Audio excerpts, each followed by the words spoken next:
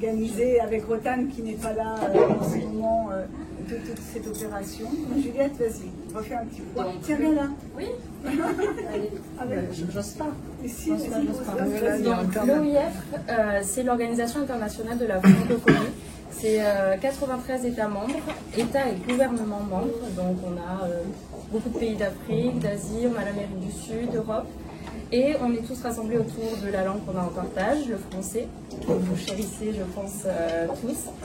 Et on est engagé pour la diversité culturelle, pour valoriser les différentes expériences que peuvent avoir toutes les personnes autour du monde, autour de cette langue qu'est le français. On est très attachés à ça et c'est pour ça aussi que on collabore, je crois, depuis plusieurs années avec Sandrine, avec le réseau Rencontre des auteurs francophones. On est très heureux de vous avoir ici aujourd'hui. Et merci pour cette discussion, merci pour l'organisation. Alors là, on l'a reçu par la délégation des Nations Unies. Complètement. Oui, complètement. Donc merci, ils ne sont pas là, mais merci au Centre de formation des Nations Unies avec qui on collabore aussi pour essayer de diffuser le français le plus possible. Merci pour votre présence. La journée va continuer et se poursuivre aussi le festival sur les prochains jours. Et encore merci. Merci à toi, Juliette.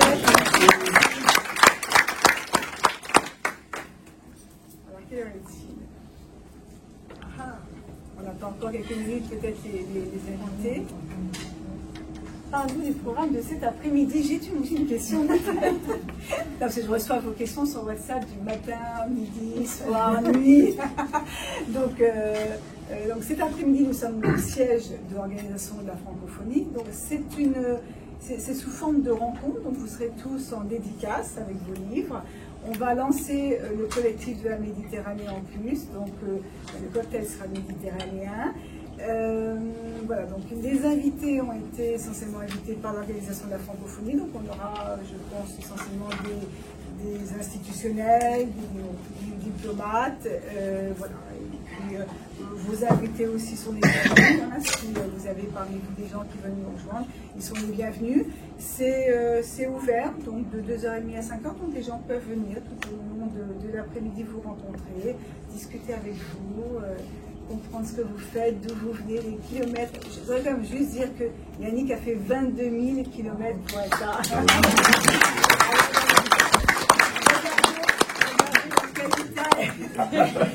Voyageur. Et on était à côté de lui dans l'avion, il n'a pas dormi. Non, il n'a pas dormi. Bon, il faut dire qu'il y avait beaucoup de surveillance. Un peu, ouais. Voilà. Et puis on a, deuxième chose, Yasmina aussi, j'aimerais saluer, qui est en une délégation de 6 auteurs de Belgique. Donc voilà, c'est des aventures humaines formidables. Et c'est ça le réseau. Et moi, quand je vous vois tous, c'est un vrai bonheur. Alors, il y a ceux qui reviennent et reviennent, qui sont là depuis le début. Là, Magali, Didier, qu'on ne présente plus, Pierre, qui en a rien à faire, je ne sais pas ce qu'il fait. Regardez la vidéo de toi, t'es magnifique. Tu tiens la langue. Et puis, il y a tous les nouveaux. Virginie qui nous a... On s'est rencontrés sur le salon de Monaco, on a eu un coup de foudre. Nathan qui nous a rejoints. Il y a Yasmina qui nous a rejoints il y a peu de temps aussi, avec une telle énergie qu'on a l'impression de se connaître depuis toujours. Voilà, puis voilà, on a aussi Annie qui vient du Québec, la seule qui vient du Québec. Vive le Québec libre. Je tiens à dire aussi que Virginie vient de l'île de la Réunion, c'est pas la porte. On a nos Français, voilà. Mais de toute façon, ça, on se présentera plus tout à l'heure. Et j'aimerais aussi saluer ceux qui sont là depuis très longtemps. Sophie, qui est là depuis les débuts de l'aventure, qui vient de Marseille. Léna, bien évidemment. Evelyne, qui depuis 2021 aussi.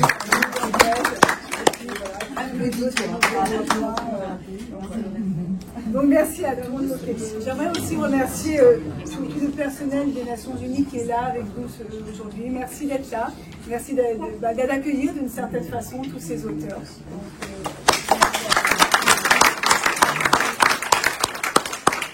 Alors avec nous aujourd'hui donc 4 auteurs. Alors racontez-moi tout de suite, on va commencer par le plus près. Alain Bussine qui vient de Belgique, donc qui vient de loin aussi, qui est né en Afrique, au Congo. Au Burundi. Alors Affiche du Burundi. J'ai déjà fait la bêtise, hein. Oui, merci de me le... C'est ça qu'on fait une bêtise, on apprend. C'est différent parce que le Congo était une colonie, Ouais. tandis que le Burundi et le Rwanda étaient des sous-tutelles des Nations Unies. Donc les Nations Unies avaient confié à la Belgique la tutelle de ces deux territoires. Et donc, chaque année, la Belgique devait rentrer un rapport annuel de la manière dont elle gérait ces deux petits territoires. C'est intéressant. C'est intéressant. J'ai bien fait de je le dis parce que j'ai bien fait. Je suis ravie de me tromper. Donc gynécologue dans les hôpitaux publics bruxellois, toujours été un homme de combat, on va en parler, hein. Alors, en prenant la plume, mais bien avant, hein, de tous les combats, l'IVG, le droit des femmes, enfin bon. On va revenir sur tout ça. Dans ton dernier roman, tu mets les doigts sur la colonisation en Afrique, justement, et puis sur les femmes, ce sont les deux grandes idées maîtresses qui nous ramènent au sujet d'aujourd'hui. Et c'est ta mère qui est au centre de ce roman, autour de ça, autour de cette histoire qui est la tienne, de la colonisation, et de cette maman, et donc de toutes les femmes du monde. Alors Fanta nous a abandonnés, enfin nous a pas abandonnés, elle est perdue dans le métro, donc j'ai demandé à Yasmina, ça fait vraiment plaisir de la voir avec nous. Yasmina nous vient de Belgique aussi. Yasmina, tu étais cancérologue pendant de longues années. J'ai fait de la recherche en cancérologie. Exactement. Et tu as aujourd'hui monté ta maison d'édition qui est une maison formidable, non seulement pour la qualité de ce que tu produis et des auteurs que tu as autour de toi, mais pour ton engagement. Yasmina a amené aujourd'hui 6 auteurs avec elle et elle s'est occupée d'elle. Je sais que tu les as chouchoutés, qu'ils ont déjà visité New York. Donc voilà, il y a un engagement humain au-delà de l'engagement. Je suis ravie que tu sois à nos côtés. Yannick, l'homme aux 22 000 km. Donc Yannick vient de Nouvelle-Calédonie. On sait que c'est très très compliqué, tourmenté. On ne sait pas les dernières nouvelles. Je trouve qu'on a appris effectivement ce qui s'était passé il y a quelques temps, mais on ne sait plus où on est la Nouvelle-Calédonie. Peut-être que tu nous en parleras. Et malgré tout, tu as décidé, toi qui as un vrai métier, qui est un entrepreneur, de monter à côté, parce que tu es auteur, une maison d'édition pour mettre en avant justement les auteurs de Nouvelle-Calédonie. Donc c'est tout à ton honneur et on va en parler. Nathalie Sénégon-Nataf, qui vit depuis, je crois, plus de 10 ans à Miami. Tu es de Paris, tu es une Parisienne. Tu as été d'abord avocat en droit des familles, et tu es toujours, je crois, médiatrice ici aux États-Unis. Et tu écris depuis plusieurs années. Alors, tu as d'abord écrit pour les enfants, j'ai envie de dire pour la place des enfants, justement, parfois dans les conflits familiaux, on va en revenir. Et aujourd'hui, ça a évolué. Et aujourd'hui, tu t'adresses aux enfants parce que ce que tu as commencé à construire est devenu un projet différent. Eh bien, Nathalie, je vais commencer avec toi. Nathalie, j'aimerais savoir ce qui t'a poussé à prendre la plume pour protéger les enfants d'abord, je dis, parce que c'est souvent les grands oubliés dans les divorces. Et je crois que c'est ça qui t'a donné envie d'écrire, tout ce combat que tu avais fait, de dire n'oublie pas, il y a des enfants au milieu, il faut les protéger. Tu as voulu l'écrire et c'est comme ça que tu as commencé. Est-ce que tu peux nous raconter donc, tes deux premiers livres? Absolument, très bon résumé. Oui, c'est vrai que dans l'enceinte de mon cabinet, en tant que spécialiste en droit de la famille, j'entendais les adultes, bien sûr, dans ces séparations, mais pas que, aussi dans les problèmes d'adoption et tout ça. Et on n'entend pas les enfants. Donc très tôt, dans les années 92-93, j'ai créé le premier groupe des avocats d'enfants au barreau de Versailles, où je commençais depuis quelques années, et en demandant à ce que les enfants soient entendus aussi, quand ils ont bien sûr un âge suffisamment de maturité pour pouvoir s'exprimer. Et on a créé le premier groupe des avocats d'enfants. On était 6 avocats au début et aujourd'hui il y a plus de 500 avocats, juste au barreau de Paris, qui sont avocats d'enfants. Donc en fait oui, cette place de l'enfant dans les conflits des parents, dans les conflits des adultes, moi elle m'interpellait toujours parce qu'on décide pour eux, bien sûr en voulant bien faire, mais sans se soucier de leur ressenti. Alors comment on décide effectivement un jour de dire je vais écrire un livre de ça? En fait, d'abord je voulais donner des conseils aux adultes pour... J'entendais tellement de choses, je me disais tiens, il faut que je donne des clés pour pas qu'ils refassent les mêmes erreurs les uns les autres. Donc d'abord pour donner des conseils de communication. Et puis, juste l'envie de transmettre, en fait, ce qu'on peut faire pour protéger les enfants. J'étais avocat d'enfants, donc j'entendais leur son, j'entendais leur écho, en fait, et je voulais le partager aussi avec les adultes, parce que finalement, les parents et les enfants ne se rencontrent pas dans le judiciaire. On rencontre l'enfant, si on a besoin de l'entendre, on rencontre les parents, mais on ne rencontre pas la famille. On peut le faire dans des thérapies familiales, mais pas dans le judiciaire. Donc ça m'intéressait de donner la parole aux enfants. Et puis comme tu l'as dit, de fil en aiguille, j'ai toujours été passionnée par la vivacité des enfants. Je pense que les enfants très très tôt comprennent tout, ressentent tout, ont l'instinct. Ils n'ont pas les mots, mais ils ressentent tout. Et j'ai toujours été passionnée par la vivacité des enfants. Donc plus j'écrivais au sujet des enfants et plus j'avais envie de rentrer vraiment dans la peau des enfants. J'ai écrit Petit Ben et Lola aussi en me mettant carrément dans la peau d'un jeune garçon de 10 ans qui donnait un peu son avis sur la séparation de ses parents. Et puis de fil en aiguille, puis alors là j'ai complètement lâché ma profession. Ça on verra, voilà. Ça on verra, on en parlera après. Moi ce qui m'intéressait effectivement de savoir c'était la transmission. La transmission, ce qui est important. Alors Yannick, toi tu fais partie d'abord de l'association, je crois que tu as un rôle important dans l'association des écrivains de Nouvelle-Calédonie. Que ce soit dans cette association ou dans la maison d'édition que tu as créée, on a l'impression qu'effectivement ton but c'est surtout pas de rentrer dans les conflits ethniques ou je ne sais pas comment on les qualifie pour la Calédonie, de ne pas prendre de parti politique, mais au contraire d'avoir comme seul parti de défendre les auteurs et les différentes cultures finalement de la Calédonie. C'est pour ça que tu as voulu monter ta maison d'édition? C'est une des raisons principales. C'est vrai que sur une petite île, la prépondérance politique est toujours très forte. Et donc j'avais envie d'apporter une autre voix et puis une autre façon d'exprimer les choses. Et c'est vrai que la maison d'édition me paraissait le plus intéressant, déjà en termes de défis personnels et puis en termes de défis collectifs aussi, de faire vivre les auteurs calédoniens, sachant qu'avec tout ce qui s'est passé, on n'a pratiquement plus de maison d'édition en Nouvelle-Calédonie. On a le milieu culturel qui s'est complètement effondré puisqu'on n'a plus aucune subvention publique, sachant que je fonctionnais déjà sans financement public. Je crois que tu as des financements de donateurs privés qui ont permis aujourd'hui d'éditer et suite effectivement à l'insurrection armée qu'on a eue il y a presque un an, puisque c'était le 13 mai. Et donc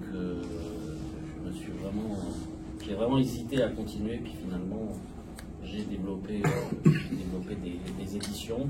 Cette année je vais en faire 5 de plus. Et je crois que c'est important d'apporter une autre démarche, et c'est pour ça que je prends mon petit bâton pour essayer d'aller porter le rayonnement de la littérature calédonienne dans tout ce qui se fait en termes de francophonie et du rayonnement de la langue française.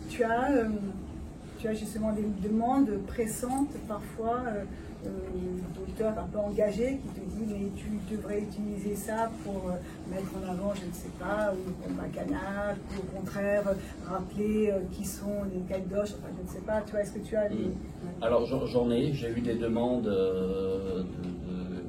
pour l'instant concernant ma ligne éditoriale, je suis plutôt sur quelque chose qui est, j'essaye comme tu l'as dit, de rester apolitique ou à la rigueur de créer plus tard peut-être une collection vraiment politique. Mais bon, pour l'instant, je n'ai pas énormément de demandes, j'ai plutôt des textes aujourd'hui sociologiques, de sociologues, où ça ne me paraît pas pour l'instant, moi, je fais plus le choix de développer pour l'instant ma collection de romans, de polars. Là, j'ai lancé cette année une collection jeunesse. Donc voilà, donc il faut faire des choix. Et pour l'instant, j'y vais pas à pas, puisqu'elle a moins de 2 ans. J'ai à peu près une dizaine d'œuvres éditées, une dizaine de livres. Et donc, voilà, il faut y aller doucement. qualité, tu as raison. Et comme on parle de qualité éditoriale, je me tourne aussi vers Yasmina. Alors Yasmina, une question toute simple, hein, comment on passe de la cancérologie à une maison d'édition, comment on passe de quelque chose qui semble rouler à un sacerdoce terrible, un engagement terrible. C'est là, pour parler d'engagement, maison d'édition, et je dis la même chose pour vous deux, c'est vraiment un engagement de tous les instants. C'est un engagement. Maintenant, je pense qu'il y a une affaire de personnes aussi derrière. Donc, j'ai toujours dit quand je travaillais en recherche en cancérologie que c'était mon... Voilà, moi, j'étais pas au travail. Je m'amusais tout le temps malgré la sévérité de la pathologie. J'ai eu moi-même un cancer, donc je ne suis pas du tout occupée à, je veux dire, diminuer les souffrances des gens ou à banaliser les choses.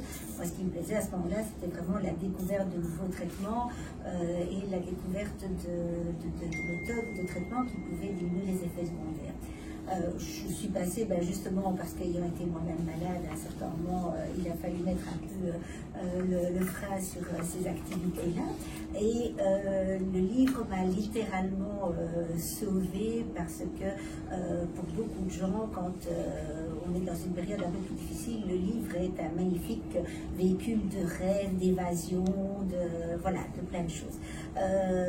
Mais par contre, incapable d'écrire de lire la moindre ligne, et je me suis à ce moment-là lancée dans l'écriture, quelque chose de tout à fait fantaisiste, l'écriture de thriller, où j'ai utilisé une autre de mes grandes passions qui est là je vais faire peur à tout le monde, l'art d'empoisonner. Ah, c'est ça. Oui, c'est ça. Donc voilà, j'ai donné cours de toxicologie, j'adore empoisonner. J'adore voilà, mais comme Agatha Christie ou comme... c'est très féminin le poison du reste, hein, ça c'est quelque chose.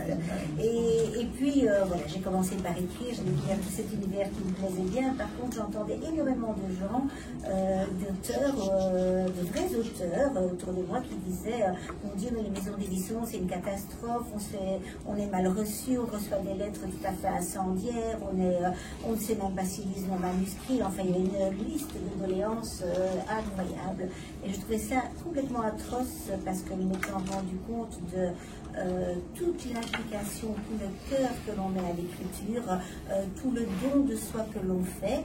Je me suis dit non, c'est pas possible. Et donc j'ai voulu créer une maison d'édition axée sur la bienveillance, mais pas du tout dans le sens, je dirais, galvaudé du terme, vraiment dans le sens, ayons la réunion d'auteurs qui nous permettent tous ensemble de grandir, de nous aider les uns les autres. Trouvons les diamants bruts à qui on peut apporter un tout petit coup de main pour que voilà, ils rayonnent et se retrouvent ici maintenant. Bravo. Bravo. Bravo. Comment s'appelle la maison d'édition? Alors c'est le Lion Zélé, un nom un peu particulier parce que je suis originaire de Venise, où on a le lion de Saint-Marc qui a le livre sur sa colonne sur la place, et Waterloo, où j'habite, nous avons en fait volé le lion de Braine-l'Alleud parce qu'il est sur le territoire de Braine-l'Alleud. Mais tous les livres d'histoire, tout le monde parle du lion de Waterloo. Donc le lion devait être là, et puis parce que, ayant été malade, pendant un certain temps, ayant dû, après un peu rattraper le temps perdu, le lion qui avait que 2 ailes, est devenu Zéluc, avec un petit jeu de mots. Belle histoire. Là, vous qui faites partie du Lion Zélé, vous faites aussi partie de ces enfants de la colonisation heureuse. Vous avez eu vous-même une enfance heureuse, sans vous soucier de ce qui pouvait être politique ou un peu compliqué aujourd'hui. À quel moment, je crois que vous êtes revenu à 12 ans hein, en Belgique, à quel moment vous avez pris conscience que c'était un problème? À quel moment vous avez changé ce regard de l'enfant heureux là où il vivait vers le regard d'un futur adulte qui disait finalement tout ça n'est pas vraiment normal? Assez vite. Donc je suis né au Burundi, j'ai vécu 12 ans, donc au départ je me définis comme un créole, un enfant né dans les colonies, avec mes 3 frères, donc on était 4 garçons. C'est vrai qu'on faisait une bande des 4 là, à Bujumbura, qui s'appelle Bujumbura maintenant, et on a des souvenirs merveilleux, parce qu'évidemment l'enfance, pour un petit blanc créole né en Afrique, c'est merveilleux, vous avez une liberté totale, d'autant plus que les parents coloniaux avaient des vies très chargé en soirée, ce qui fait qu'on avait une liberté totale. Et à un moment donné, nous, on était beaucoup plus avec, enfin, on appelait ça les boys, hein, mais c'est parce que c'est une traduction anglaise des serviteurs ou des garçons. On était beaucoup plus à la boyerie qu'ailleurs. Tout ça a créé quand même un lien très fort. Quand on a été rapatrié en Belgique, ben, la Belgique, c'était pas mon pays, je ne connaissais pas. Mon premier pays, c'est le Burundi. J'ai pas mal de difficultés à m'habituer et je l'ai dit dans une interview, je me sens encore pas tout à fait belge. Votre famille était belge? Non, oui, tout à fait. Oui, jusqu'à mes ancêtres, oui, on peut monter très loin. Mais donc, j'ai commencé à prendre conscience de ça vers mes 16, 17, 18 ans, qui est l'âge pour moi d'un engagement fort. C'était toutes les luttes de libération dans un certain nombre de pays, c'était la guerre du Vietnam.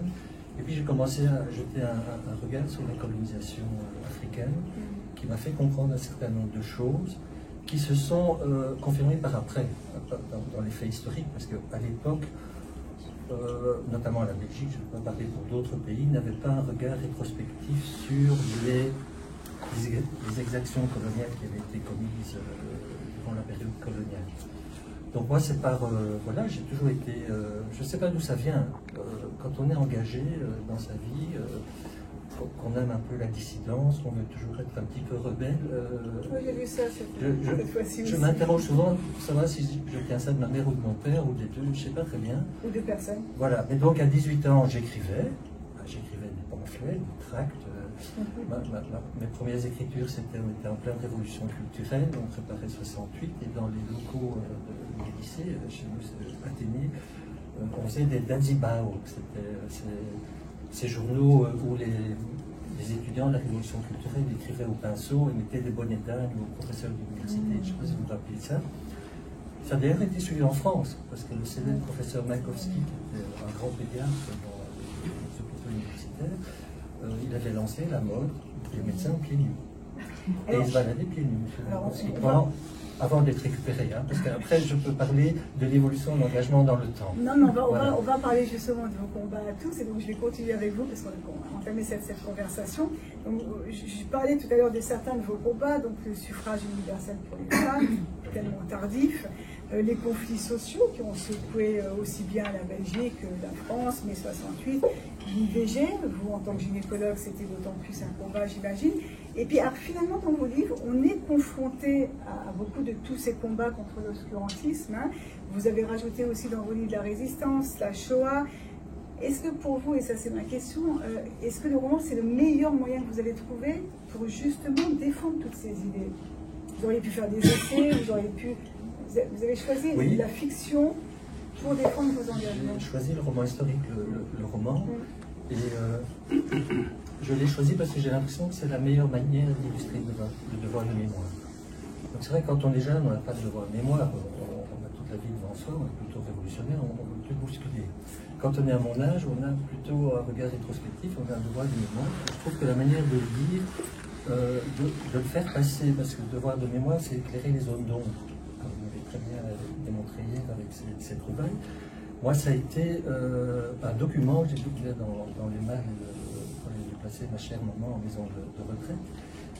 C'était une procuration qu'un agent commercial qui exploitait le caoutchouc au Congo durant Léopold II, avec toutes les exactions qu'on a connues, il écrivait une procuration pour se défendre en justice à son oncle qui était en métropole. Et ça, j'ai découvert. Personne n'en a... Et puis je me suis dit, c'est quoi cette histoire? Et gros, c'était le point de départ pour écrire une saga sur l'histoire coloniale. Et pourquoi le roman? Alors, là, parfois... J'ai mes notes. Parfois... Il triche, hein, il n'y a pas de question, hein, moi je vous le dis. Hein. Non, il n'y a pas de question, mais je m'attendais à celle-là. Et... je trouve que... La question virtuelle. Sans aucun mystère. Les grands auteurs ont parfois une manière de dire les choses plus précises que nous. Et donc, c'est André Gide. Je ne sais pas pourquoi, si, quand même... devinez pourquoi, je me suis mis dans la relecture des caves du Vatican. Hein, ça tombe bien. Voilà. Et à un moment donné, il écrit, Gide, il y a le roman et l'histoire. D'avisés critiques ont considéré le roman comme de l'histoire qui aurait pu être. L'histoire comme un roman qui avait eu lieu. Et il ajoute, il faut bien le reconnaître, en effet, que l'art du romancier souvent emporte la créance comme l'événement parfois la défie. Donc ça veut dire que, effectivement, quand vous entamez vraiment un travail d'histoire pur et dur, ben vous faites douter les gens parce que c'est fastidieux, c'est une énumération, c'est pas toujours une évaluation critique de cette histoire. Et par contre, rien de tel, par exemple, pour redécouvrir la Révolution française, que le livre Les dieux ont soif, ou de, je le cite, d'Anatole France, ou 93 de Hugo, parce que ce sont des romans historiques, et là, vous avez vraiment, vous êtes immergé dans cette réalité. Donc je trouve que le roman historique, pour le devoir de mémoire, est impeccable. Exactement, et puis on s'adresse finalement à des lecteurs qu'on n'aurait pas eu sur des essais ou des choses qui font un peu plus. Alors Yannick, on sait pas, mais tu es auteur avant tout. Alors il en est où l'auteur quand il s'occupe des autres? Ah ben l'auteur, il fait une année sur deux, on va dire. C'est déjà ça, c'est mieux déjà pour moi. C'est déjà bien. Non, là, cette année, je me consacre vraiment sur l'édition. Donc il y avait 4 sorties, 25 normalement. Et l'année prochaine, si tout va bien, je ferai un roman jeunesse. Ah. Je vais changer de style. J'aime bien m'engager dans différents styles. J'ai fait un polar d'espionnage, un entretien. Là, je vais passer sur la jeunesse. On attend de voir ça. Voilà. Alors, par exemple, projet Yasmina, c'est quoi les prochaines étapes chez le Lion Zélé? En tant que maison d'édition ou en tant qu'auteur? C'est vrai que toi aussi, tu t'es un peu oublié. Oui, bah les deux, tiens, faisons le point. Auteur, je pense que, voilà, ici j'ai énormément investi pour la maison d'édition, puisqu'en 3 ans, une soixantaine d'œuvres, plus de 40 auteurs, enfin presque 50 maintenant. Donc ça a été voilà, un travail très intense, de façon à établir une ligne éditoriale relativement complète. Aussi parce que, et ça c'est voilà, le cours de la vie, les coups de cœur pour les livres, les manuscrits qu'on m'a envoyés, il y a un comité de lecture, donc je dirais il y a une sélection qui est vraiment objective qui est faite, mais c'est vrai que c'est toujours moi qui donne, je dirais, la décision finale. Maintenant, quand tout le monde est d'accord, c'est très facile. Parfois, quand il y a des manuscrits qui ont moins rencontré d'avis positifs, moi je joue parfois un peu les sauveurs. Parce oui, que c'est terrible de dire. Oui, mais parce qu'il y a quelque chose qui m'a ému ou quelque chose qui m'a passionné dans le livre. Je trouve que l'auteur et le livre ont le droit à leur chance. Donc voilà. Donc le futur. Quand c'est comme ça, donc il y a un travail de réédition de toi, des équipes, ou de réédition, pardon, de réécriture pour soutenir un livre, comme tu dis, qui a une bonne idée mais qui n'est pas prêt à être édité? Oui, on offre en fait le retravail à l'auteur avec son accord. Ça n'est pas du tout qu'on réécrit, hein, donc c'est l'auteur qui réécrit, mais par exemple on va mettre en avant les éventuelles faiblesses du livre, si c'est en termes de fin qui est trop rapide ou en termes de manque de ressenti ou autre. Et c'est un travail que l'on offre tout à fait gratuitement. Donc c'est pas une excuse pour que la maison d'édition, c'est une maison d'édition voilà, à compte d'éditeur à 100%. Donc c'est pas du tout dans le but de dire ah mais on va vous publier si vous payez autant, voilà, on vous aide à mettre 3 livres. Donc c'est vraiment une éducation à l'écriture de l'auteur, mais c'est déjà des auteurs qui sont presque confirmés, à qui il manque juste un petit quelque chose, ou à qui on n'a pas dit, voilà, il faut faire les choses comme ça ou comme ça. Donc, parce que ça s'apprend aussi, c'est sûr qu'on a une plume, mais aussi un travail et un apprentissage derrière. Du narratif, et c'est pas... Voilà, c'est ça. Donc, parfois, il faut juste un petit coup de main et hop, après, ça leur ouvre vraiment des... voilà, plein de choses. Les projets futurs, donc moi je suis très tournée internationale parce que on n'arrête pas de le dire, c'est une réalité Belgique, petit pays complexe, hein, puisqu'avec 3 régions linguistiques, voilà, avec un aspect, en tout cas en termes de littérature, qui est complètement différent entre la Flandre et la francophonie, la Wallonie. Oui, l'idée est véritablement de participer, de pouvoir, de mon côté, aider un peu à ce que la francophonie rayonne et à ce que l'écriture belge rayonne. alors on parle tous français, on écrit tous français, mais c'est sûr que voilà, on écrit au Québec différemment qu'on écrit en Nouvelle-Calédonie, on a nos petites expressions, tout ça. Moi, je ne veux absolument pas gommer les belgicismes, au contraire, je les mets en avant lorsque l'histoire s'y prête. Je trouve que c'est génial d'apprendre les uns des autres, d'apprendre ces petites expressions, voilà, de voir un peu au travers du livre comment la société évolue, ou d'un point de vue géopolitique, ou d'un point de vue culturel ou autre.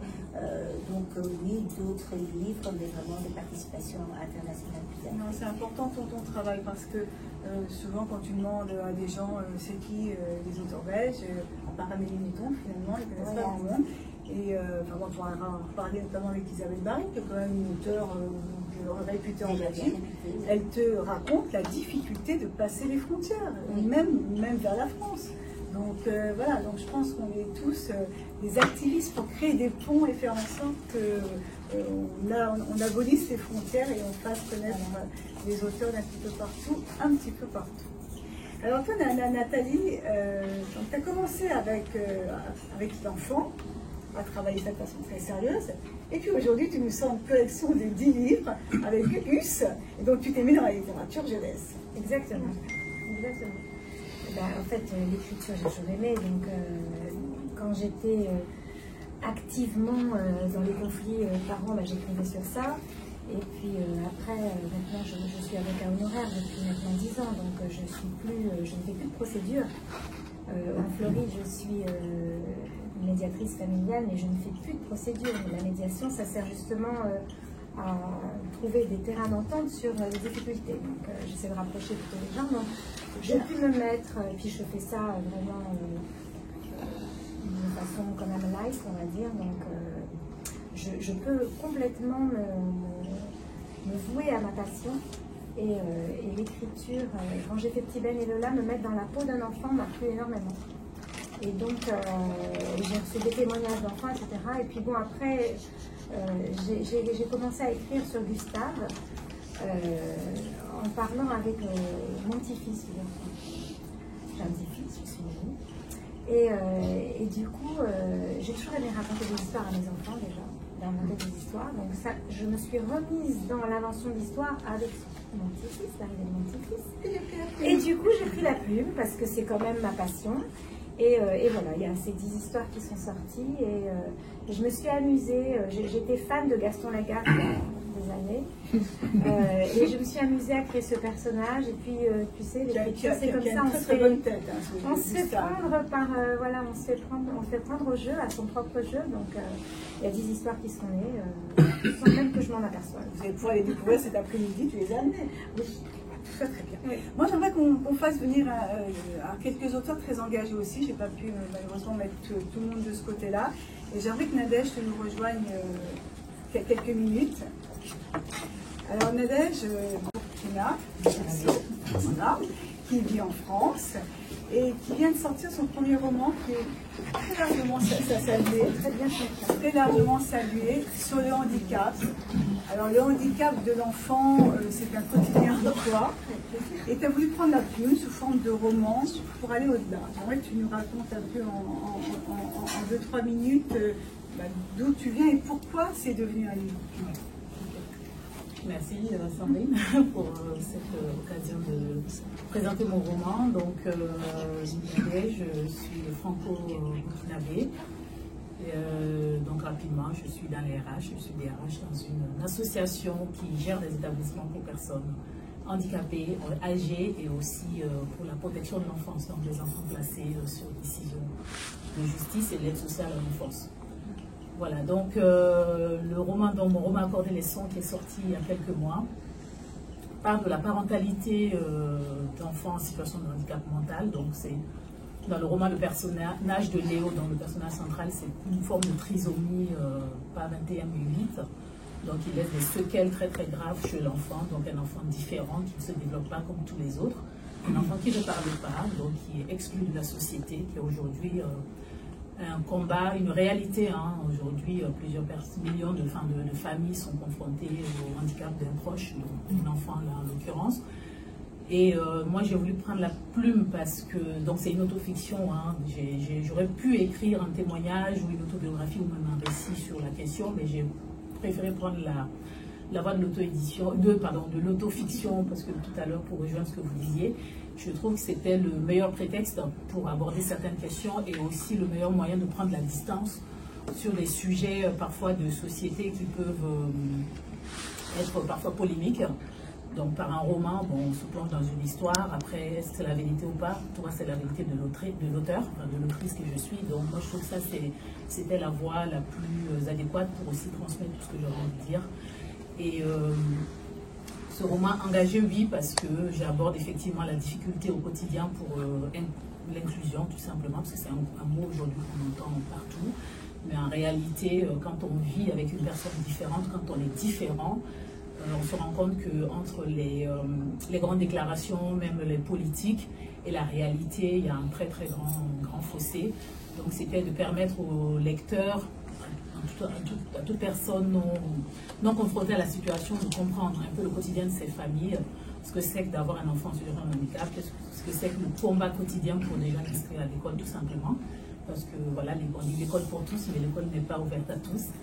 Et aussi les moyens qu'aujourd'hui, enfin, je pars de la politique française actuelle avec ce qui est mis en place et montrer aussi les difficultés, tout simplement pour monter un dossier avec la maison départementale de la personne handicapée, l'MDPH, pour montrer tout simplement aussi l'absurdité administrative hein, sur ça, tous les dossiers qu'il faut aussi monter pour prouver le handicap, alors qu'il n'y a rien à prouver, ça saute aux yeux. Et aussi le regard de la société, parce que le regard de la société, moi je l'ai vécu parce que je parlais d'autofiction, donc le petit garçon en l'occurrence c'est mon beau-fils dont je me suis occupée pendant des années, et de comprendre ce que c'est qu'être aux côtés d'une personne différente, le regard de la société qui n'est pas prête à accepter les différences, des regards parfois très très lourds, des silences parfois très, comment dire, qui rappellent, voilà, qui dérangent, qui rappellent encore plus qu'il y a quelque chose voilà, qui n'est pas normal. Donc c'était aussi ce témoignage-là que je voulais transmettre à travers voilà, accorder les sons. Et au-delà de tout cela, c'était aussi de montrer que le vivre ensemble est possible si on s'y met tous ensemble, et aussi alerter les pouvoirs publics sur l'urgence, je pense, d'agir pour aussi aider ces familles, parce qu'au-delà du handicap, c'est aussi toute la question des aidants aujourd'hui que j'ai voulu aussi, parce que moi j'ai été aidante sans le savoir, hein, l'histoire se passe il y a plus de 20 ans, puisque j'ai rencontré celui qui deviendra mon mari, qui est toujours mon mari aujourd'hui d'ailleurs, et ce petit garçon, dont à l'époque il avait 5 ans, et à l'époque, dans les années 2000, on ne parle pas d'aidants familiaux, on ne sait même pas ce que c'est, moi j'ai été aidante sans le savoir, et aujourd'hui c'était aussi d'aider les personnes qui sont dans cette situation-là, parce qu'on l'est, là en l'occurrence c'était par l'enfant handicapé, mais on l'est par nos aînés aussi aujourd'hui avec la vieillesse, la perte d'autonomie, qui font que plusieurs millions de personnes se retrouvent en situation d'aidance. Mais voilà, c'est des luttes silencieuses, c'est des luttes qui sont difficiles, c'est des luttes qu'on ne met pas sur la place publique tous les jours, mais pour autant, il y a de la souffrance, il y a parfois des drames qui se passent dans les familles, il y a de la fatigabilité, il y a voilà, plein de choses aujourd'hui que j'avais envie qu'en refermant ce roman, que les personnes qui sont confrontées se disent finalement je ne suis pas seule, finalement il y a des choses peut-être que je peux solliciter, il y a des associations, des organismes qui peuvent m'aider, il y a des aides auxquelles j'ai droit, y compris même sur le volet aussi professionnel. Là je peux en parler, c'est pas une honte, je peux aussi donner de l'aide. Voilà. Et puis c'était important aussi pour tous ceux qui ne connaissent pas la situation. Et son livre, c'est aussi un cri d'alerte dans une fiction, mais c'est un cri d'alerte. Merci Nadège de venir parler.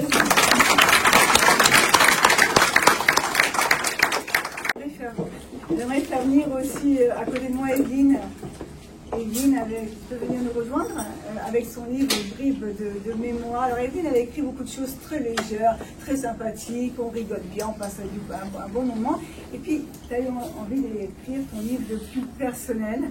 Et je trouve c'est un livre non seulement plein d'espoir, Mais c'est un livre qui a tellement plu que tu l'avais mis en auto-édition et que je peux avouer maintenant qu'il va être racheté par une maison d'édition. Les droits sont rachetés pour sortir l'année prochaine. Ouais.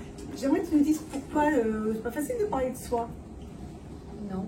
Allez, au revoir. Merci.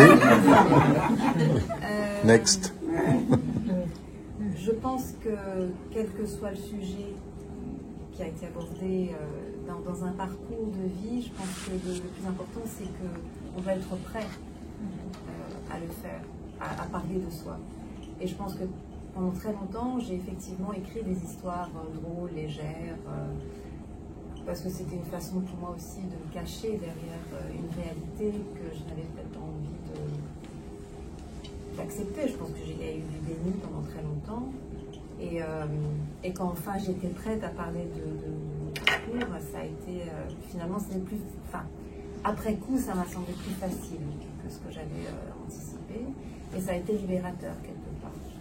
J'ai souffert d'une tumeur au cerveau il y a 18 ans à peu près.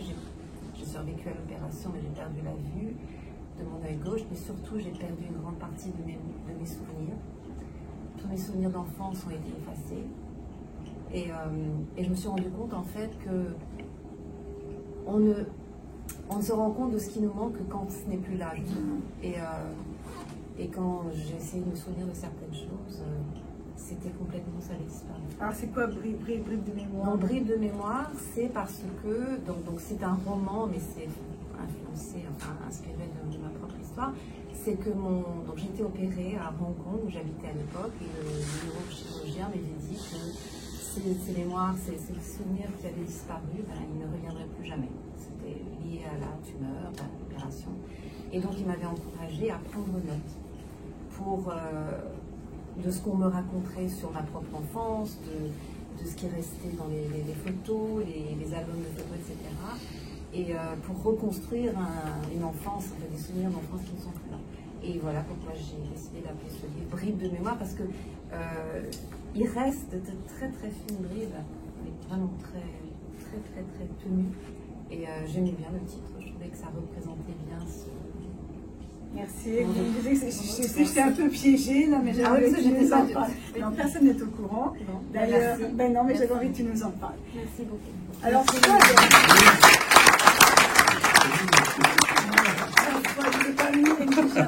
Fouad, c'est une sacrée histoire de vie aussi. Fouad, quand il était petit, on lui a dit qu'il allait mourir globalement. Hein. Il n'y a qu'un médecin qui a décidé de sauver cet enfant qui était condamné par la maladie. Il est presque mort une seconde fois. Il y a une voiture qui a raté son tournant et qui l'a complètement encastré. Son corps était à 2 mètres sur un abribus. Il ne restait plus grand-chose de Fouad. Il est mort une 3e fois psychologiquement. Il s'est retrouvé en prison alors qu'il n'avait rien fait. Donc, Fouad bien cru côté de moi.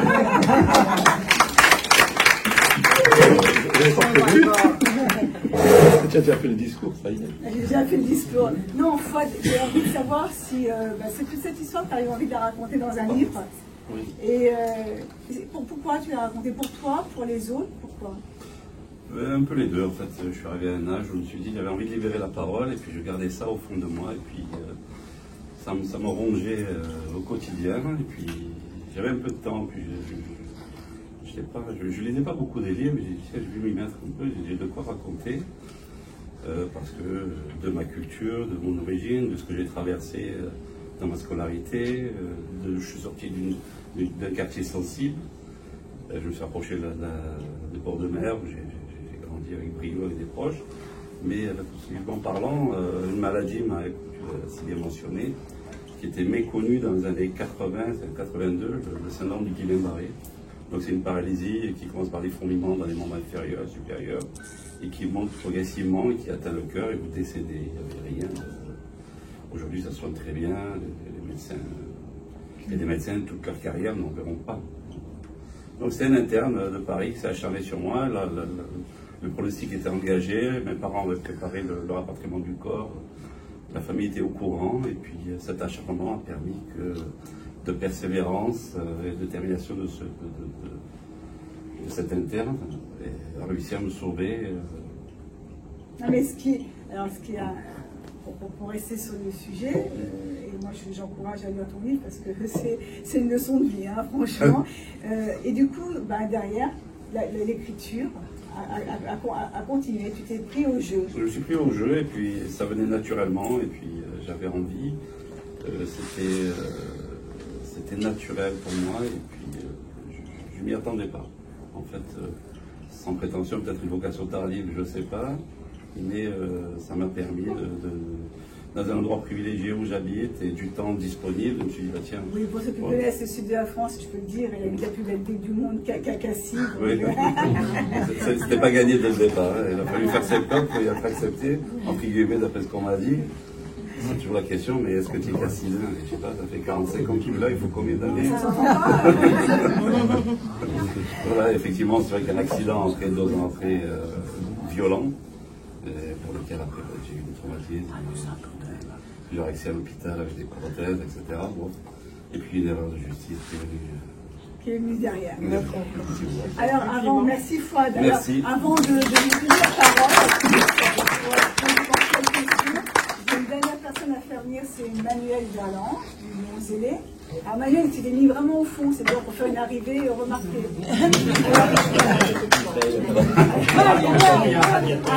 Là, il n'y en a pas, on a des charges. Alors Manuel, je crois que c'est quasiment le seul auteur qui ne fait que ça dans sa vie, parce que la plupart des auteurs, malheureusement, n'ont pas le loisir de ne faire qu'écrire. Je crois que toi, tu ne fais que ça. Auteur de romans, de pièces de théâtre, de manuscrits de films, j'oublie certainement beaucoup de choses. Non, pas trop. Pas trop. Alors, toi, finalement, ton engagement dans la vie, c'est l'écriture. C'est un engagement total, oui. L'écriture, effectivement, qui se traduit sous des formes différentes, comme l'écriture de biographie, de romans, l'écriture de théâtre, une pièce qui est actuellement en tournée, donc ça donne une vraie vie aussi aux propos, au dialogue, à ces pièces qui finalement sont différentes à chaque fois qu'on les joue. Donc ça c'est assez important et je ne me vois pas, je ne peux pas m'imaginer faire autre chose. D'ailleurs, dès qu'il m'arrive de ne pas écrire pendant une demi-journée, ce qui est assez rare, ma femme me dit « Écris, tu fais chier tout le monde ». Donc, je suis en obligation d'écriture, en fait. Voilà. C'est bien, ça, c'est une bonne nouvelle. Alors, vous verrez peut-être mon épouse tout à l'heure, vous n'êtes pas obligé de le répéter. Sinon, je saurais que c'est vous. Voilà. Merci, et donc une pièce là qui est en tournée, d'autres projets, donc j'imagine alors, tout s'enchaîne. Un roman qui vient de sortir au mois de mars donc 2025, c'est bien 2025, donc au Lyon-Zélé, et avec l'immense honneur d'avoir été choisi par Yasmina pour ouvrir la collection L'Authentique, qui est une collection qui va accueillir, je pense, entre 8 et 10 titres par an, et qui va s'inscrire dans une démarche littéraire qui n'est pas fermée sur le plan de la thématique, mais qui a une certaine profondeur, regard par rapport à ce qui est le style, en fait. L'écriture, pour moi, c'est assez important. Comme la peinture, on était au MoMA hier, mais le style est vraiment important, parfois plus que le sujet abordé, parfois plus que la thématique qui est inscrite dans le texte. Là, tu as devant toi à peu près presque une trentaine d'auteurs. On rêverait tous de ne faire que écrire dans notre vie. Comment on réussit à vivre de sa plume, finalement? À part le talent. Hein. On réussit à vivre de sa plume parce qu'on n'a pas réussi à en vivre pendant très longtemps avant. Donc voilà, j'ai quand même un des recordman du refus de maison d'édition. J'en ai 8 classeurs et demi, puis tout d'un coup, ça a été, oui, depuis ça va. Donc il y a un entraînement, hein, c'est un peu marathon, quoi. Oui. Et alors, tu as raison, parce que je vois beaucoup d'auteurs qui, au bout de quelques années, me disent, tu sais, je pense que c'est pas pour moi, je suis pas bon, je réussis pas, j'arrête. Donc finalement, il faut persévérer. C'est ça là. Voilà, mais j'ai des grands-parents bretons. Alors, il y a le côté silex, il y a le côté granit, et puis je suis entêté comme c'est pas permis. Finalement, je pense que j'ai été publié parce que les manuscrits que j'envoyais, au bout d'un moment, ils se sont dit, il faut le publier parce qu'il va pas arrêter. Je prenais un secrétariat à moi seul, et donc finalement, voilà comment ça s'est fait. Comme dirait Michel Blanc, sur un malentendu. Alors, chaque auteur a des histoires à vous raconter. Malheureusement, on n'a pas le temps de faire le tour. Je vous invite tous à partir de 14h30 à l'organisation de la francophonie. Vous allez pouvoir, c'est à 5 minutes d'ici, hein, vous allez pouvoir discuter avec chacun d'entre eux. Chacun a des histoires passionnantes à vous raconter. J'aimerais savoir si quelqu'un dans la salle a envie de nous dire des choses ou s'il y a des questions pour nos auteurs avant que cette discussion passionnante prenne.